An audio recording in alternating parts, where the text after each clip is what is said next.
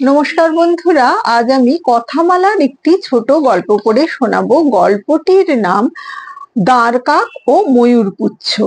এক দাঁড় কাকের মনে ভারী দুঃখ। এত কালো কুৎসিত দেখতে তাকে, কেউ বোধহয় তাকে ভালোবাসে না, এত বিশ্রী সে। একদিন সে গাছের ডালে বসে কা কা করছে।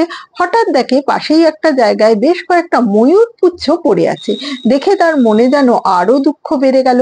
হায় রে, এই পৃথিবীতে কত সুন্দর পাখি এই ময়ূর, কি চমৎকার দেখতে! সবাই তার রূপের প্রশংসায় পঞ্চমুখ, আর আমার কিনা কোনো গুণই নেই। যেমন গলা তেমনি গায়ের রং। এইসব ভাবতে ভাবতে হঠাৎ কি মাথায় ঢুকলো তার কে জানে। ময়ূর পুচ্ছগুলো নিয়ে সে ঠিক করলো নিজের পাখায় বসিয়ে নেবে। তাহলেই তো আর কোনো ভাবনা নেই, সেও দেখতে ময়ূরের মতো সুন্দর হয়ে যাবে। এই ভেবে সে গাছের ডাল থেকে নিচে নেমে ময়ূরপুচ্ছগুলো তুলে নিয়ে একটা একটা করে নিজের পাখায় আটকে নিল।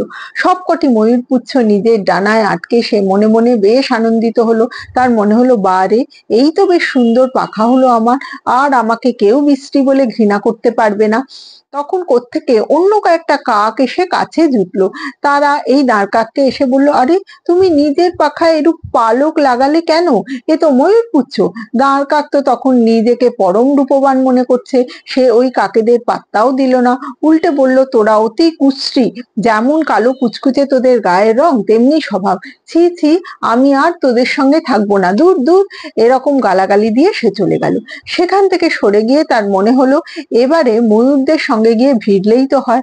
আমারও তো তাদের মতো সুন্দর পাখা আছে, তারা নিশ্চয়ই আমাকে বন্ধু বলে সমাদর করবে। এই ভেবে সে ময়ূরদের দলে মিশতে গেল।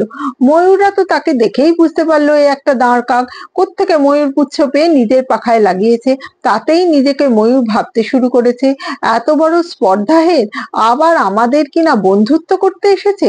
তারা সবাই মিলে দাঁড় কাককে ঘিরে ধরলো। ধরেই সবাই মিলে তাকে ঠোকরাতে শুরু করলো। সকলে মিলে তার পাখা থেকে একটা একটা করে পালক তুলে নেয়। এরপর নিজেদের দলে যখন পুনরায় মিশতে এলো, কাকেরা বলল, আমাদের সঙ্গে তো মিশবি না? তা কি হলো? যা না, যেখানে গিয়েছিলি সেখানেই যা।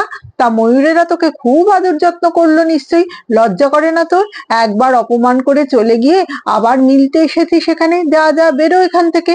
এই বলে তারা সবাই মিলে ওই দাঁড় কাকটিকে সেখান থেকে তাড়িয়ে দিল।